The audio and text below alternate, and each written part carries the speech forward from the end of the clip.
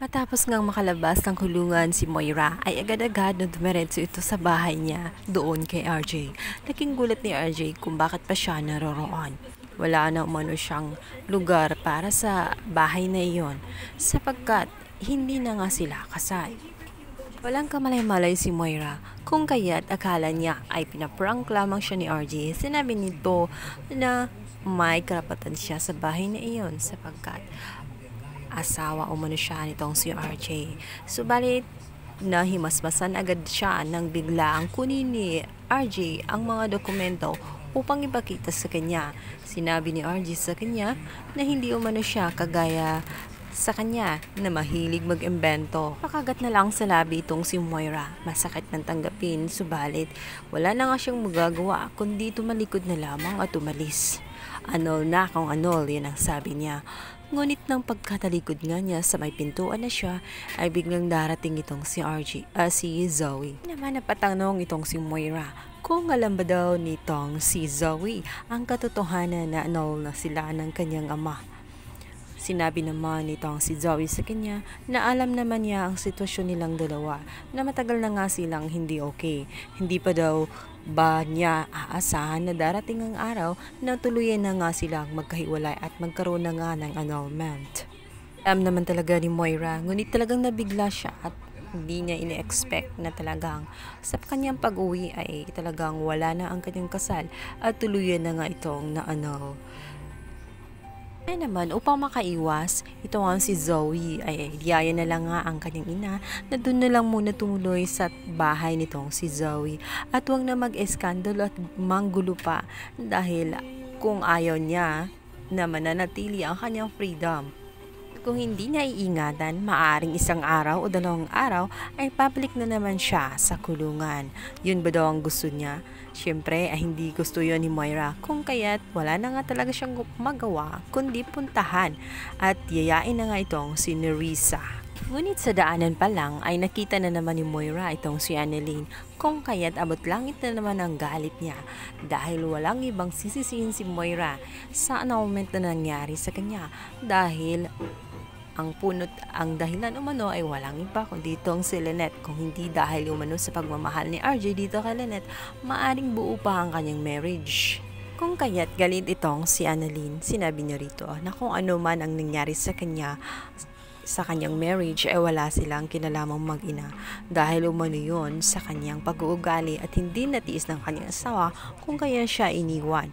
Kung ako sa kanya ay magbago na umano siya, gayahin na lang umano niya itong kanyang anak na si Zoe na nagbago na dahil sa tingin nga nitong si Annalyn ay wala pa rin pinagbago itong si Moira. Iskandalosa pa rin ito at nigawan pa itong si Annalyn at tela hinaharas. Sinabihan pa niya na sana umano ang kanyang ina ay wag na munang magising dahil kung magising umano itong si Lynette ay baka matigok ito at matuluyan. Maatak ito sa puso na pag nalaman na nakalabas na siya ng kulungan. Kaya naman itong si Moira ay walang gadala-dala kung kaya't si Zoe na nga ang nag-adjust. Agad na nga niya itong kinaladkad. Alam niyang iskandalo na ang mangyayari at nagsilabasan na nga itong sila RJ matapos nga marinig na nagsisigaw na nga itong si Moira at tela inaatak nga itong si Annalyn. Yan naman sinabihan siya ni RJ na wag sasaktan itong si Annalyn at tanggapin na lang ang katotohanan at ang naging desisyon ng korte at hindi na siya pwedeng manggulo sa kanya dahil hiwalay na siya. Ngunit si Moira, instead na malungkot, ay nagawa pa niyang magsaya kasama nga itong kanyang best friend na si Nerissa. Akala naman niya ay talagang magiging masaya ang kanyang gabi, ngunit sa bandang huli ay malalaman nga ni Giselle kung kaya't bigla itong susugod sa naturang bar kung saan sila ay kumakain at nagsasaya. Nagalit si Giselle sa pagmumukha nitong si Moira. Hindi umano niya deserve na magsaya at alam niya ang katotohanan na walang kinalaman si Carlos kundi siya ang naturang mastermind kung bakit nangyari ang krimen sa kanyang papa. Hindi siya naniniwala sa mga sinasabi ni Dax kung kaya't wala siyang karapatan na magsaya.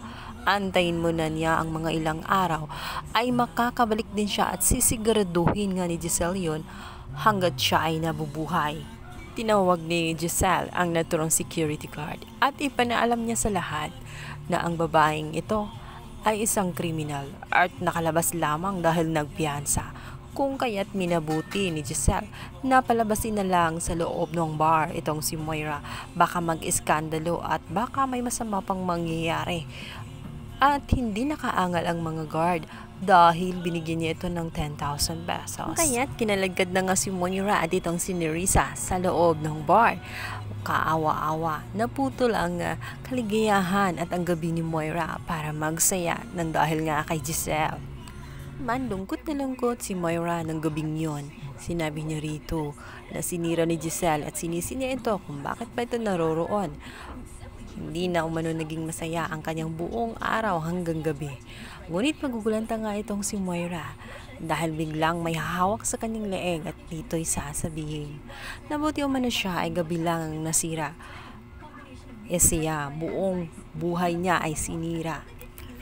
Dahil sa kanyang kademonyuhan ay sinisisi pa niya at dinadagdagan pa ang kaso na nakapatong dito nga kay Carlos. Kung kaya't gulat na gulat si Moira nang mapalingon ang nakahawak sa kanyang leeg ay walang iba kundi itong si Carlos.